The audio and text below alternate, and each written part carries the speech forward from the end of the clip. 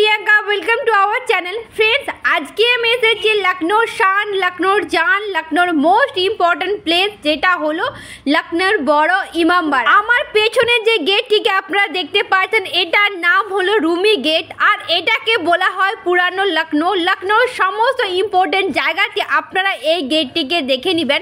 চলুন তাহলে এখন আমি আপনাদেরকে গেটটি দেখাচ্ছি। এইখানে প্রত্যেক বছরই কয়েক হাজার লোক টুরিস্টার এই জায়গাতে অবশ্যই আসে।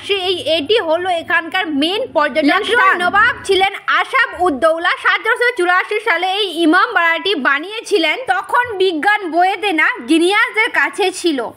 ইমামবাড়াকে 3 স্তরে ভাগ করা হয়। প্রথম হলো ইমামবাড়া এবং দ্বিতীয় হলো ভুলভুলাইয়া, তৃতীয় হলো বাউলি। যদি আপনি কোনোদিন লখনৌতে আসেন তবে এই ইমামবাড়াটি দেখতে আপনারা অবশ্যই আসবেন। এই ইমামবাড়াটি রয়েছে উত্তরপ্রদেশের রাজধানী লখনৌতে মেন চকে। এই ভিডিওর মাধ্যমে আমি আপনাদেরকে ইমামবাড়ার কিছু রহস্যের কথা শেয়ার করব, যেটা শুনলে আপনারা আশ্চর্য হয়ে যাবেন। নাম্বার 1, প্রত্যেকটি জায়গায় 4টি রাস্তা আছে। 3টি রাস্তা খোলা এবং একটি রাস্তা বন্ধ রয়েছে। আপনি এই বিল্ডিং এর নিচে নামবেন তত আপনি ফেসে যাবেন, এবং যদি আপনি উপর দিকে উঠেন তাহলে আপনি বিল্ডিং এর উপর দিকে বেরিয়ে আসতে পারবেন। ইমামবাড়ার মধ্যে 330 মিটার ভুলভুলাইয়াতে 4টি রাস্তা রয়েছে, একটি রাস্তা বন্ধ এবং 3টি রাস্তা খোলা। নাম্বার 2, 1773 সালে যখন এখানে অকাল পড়েছিল তখন এখানকার জনতা ক্ষুধার জ্বালায় মারা যাচ্ছিল।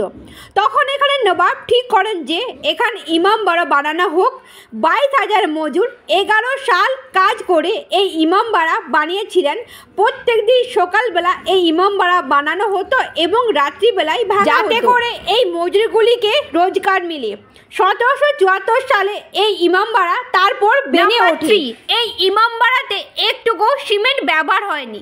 এই ইমামবাড়াটি বানানো হয়েছে বিউলির ডাল, গুড়, চুন, বেল এবং শুদ্ধ মাটি দিয়ে এই ইমামবাড়াটি বানানো হয়েছে। এই সমস্ত জিনিস দিয়ে বানানোর জন্য আগেকার দিনে যেমনভাবে ইমামবাড়া ছিল ঠিক তেমনই রয়েছে এবং প্রচুরই কিন্তু মজবুত। নাম্বার 4, এইখানে দেওয়াল এমনভাবে বানানো রয়েছে আপনি যদি এই ইমামবাড়ার একটি দেওয়ালে কথা বলেন তাহলে অন্য কোণ থেকে এর কথা শোনা যায়।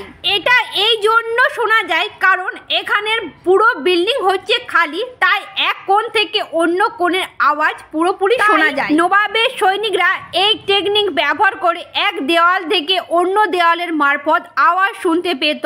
এই কারণে একটি কথা প্রচলিত রয়েছে যে দেওয়ালেরও কান আছে। নাম্বার 5, লখনৌর এই ইমামবাড়াতে একটি এমন জানালা রয়েছে যেখানে বসে নবাব দেখতে পেতেন যে কে আসছে এবং কে যাচ্ছে, কিন্তু আপনি গেট থেকে এটা বুঝতে পারবেন না। একমাত্র ওই জানলা থেকেই সবকিছু বোঝা যায়। আপনি যদি এই জানলার খোঁজ করেন তাহলে খুঁজেও পাবেন না। জানলাটির নাম হলো চোর দরওয়াজা। এই দরওয়াজাটির মাধ্যমে নবাব এক স্থানে বসেই তার শত্রু এবং মিত্র সবই চিনতে পেরে যেতেন। এই ইমামবাড়াটি একটি ডাঁটে দাঁড়িয়ে রয়েছে।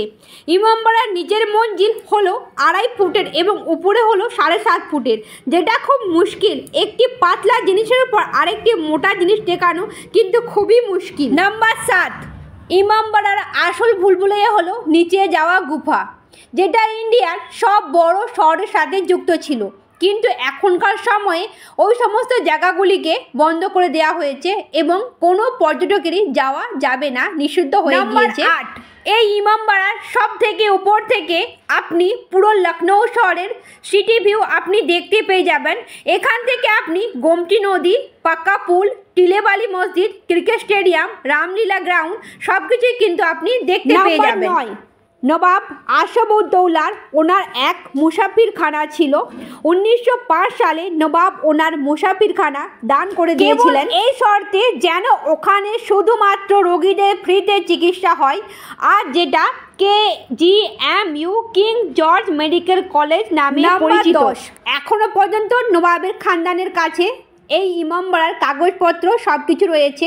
সরকারের সাথে এখনো কথা চলছে যে এটার আসল মালিক কে। 11, এখানে যে ছাদে আপনারা গম্বুজ দেখতে পাচ্ছেন উপরটি দেখুন লংয়ের শেপ দেওয়া রয়েছে এবং নিচে দেখুন রসুনের শেপের মতো লাগছে, যেটা দেখতে কিন্তু খুবই সুন্দর। এত সুন্দরভাবে বানানো। তখনকার দিনে এই ইমামবাড়া কিন্তু খুবই বিখ্যাত ছিল। কিন্তু এই ইমামবাড়ার চর্চা বহু দেশ বিদেশে ছড়িয়ে গিয়েছিল, কিন্তু এখনো বহু দেশ বিদেশ থেকে এই ইমামবাড়া দেখতে বহু পর্যটক আসে। নাম্বার 12, এই ইমামবাড়ার মধ্যে একটি বাউলি রয়েছে। এই বাউলির জল বাইরে থেকে দেখলে জলটি কালো লাগে এবং ভিতর থেকে যদি দেখা হয় তাহলে জলটি কাঁচের মতো লাগে। তখনকার দিনে এই জল দেখে সিপাহীরা বুঝতে পেরে যেত যে বাউলির মধ্যে কে আসছে এবং কে যাচ্ছে। এটা কিন্তু বাইরের লোকেরা কেউ বুঝতে পারবে না। তখনকার দিনে কিন্তু ক্যামেরা ছিল না, তখন এখানে এই বাউলির মাধ্যমে সৈনিকরা সব কিছু বুঝে যেত। গোমতী নদীর সাথে যুক্ত রয়েছে এই নাম্বার 13। তখনকার দিনে যদি কেউ এই ইমামবাড়ার মধ্যে প্রবেশ করত তাহলে সৈনিকরা এই স্পাই ক্যামেরা ব্যবহার করত। 1857 সালে ইমামবাড়াতে যখন হামলা করেন ইংরেজরা, নবাবের মুনির যিনি খাজনা রক্ষা করতেন উনি এখানে বাউলির মধ্যে লুকিয়ে রেখেছিলেন সমস্ত খাজনা। তারপর ওই খাজানার চাবি নিয়ে বাউলির মধ্যে লাফিয়ে পড়ে। ওনার সাথে ব্রিটিশ সেনাদের একজন ওই বাউলির মধ্যে লাফিয়ে পড়েন, কিন্তু ওনাদের দুজনেরই দেহ এখনো তক নাম্বার 14। তাই এটা মানা যায় যে ওই খাজানা এই বাউলির মধ্যেই রয়েছে।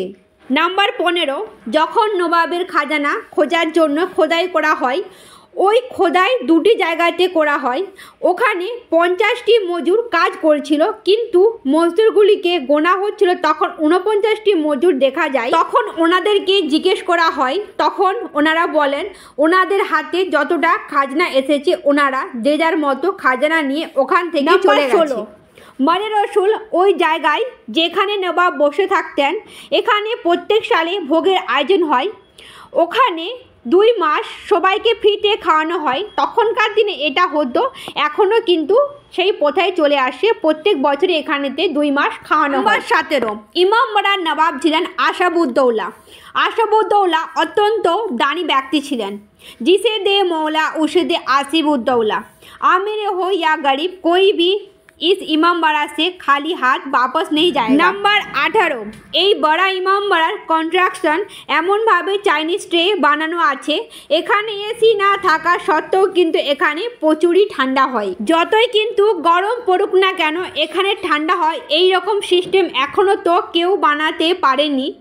এই বড় ইমামবাড়ার মেন ছাদ যেটা বিনা প্লেয়ারে দাঁড়িয়ে রয়েছে, যেটা 163 ফুট লম্বা এবং 60 ফুট উঁচু। নাম্বার 19, এশিয়ার সবথেকে বড় রূপ বিনা সাপোর্টে দাঁড়িয়ে রয়েছে, যেটাকে বলা হয় ইরানি ট্রে, 163 ফুট লম্বা এবং 60 ফুট। নাম্বার 20, এই বড় ইমামবাড়ার একটি জায়গাতে আল্লাহর 99 নাম লেখা রয়েছে, যেটা আপনি দেখতে পেয়ে যাবেন। নাম্বার 21, নবাব আশাবুদ্দৌলা ও ওনার বেগমের কবর এইখানে দেয়া হয়েছিল, যেটা এখনও দেখা যায়। এবং এই কবরের পাশে নবাবের তাজ, যেটা হলো নগরী, এটা কবরের পাশেই রাখা আছে এবং আসলি তাজ রয়েছে লন্ডনের মিউজিয়ামে। এখানেতে প্রত্যেক দিনই বহু পর্যটক আসে, বিশেষ করে শীতকালেতে এখানে প্রচুরই ভিড় হয় পর্যটক। এই ইমামবাড়ার মধ্যে 3টি হল রয়েছে। প্রথম হলো চাইনিজ প্লেট, দ্বিতীয় হলো ইরানি প্লেট এবং তৃতীয় হলো ইন্ডিয়া অর্থাৎ খরবুজা। নাম্বার 22, নবাব ওনার বেগমের জন্য এই খরবুজা হলটি বানিয়েছিলেন।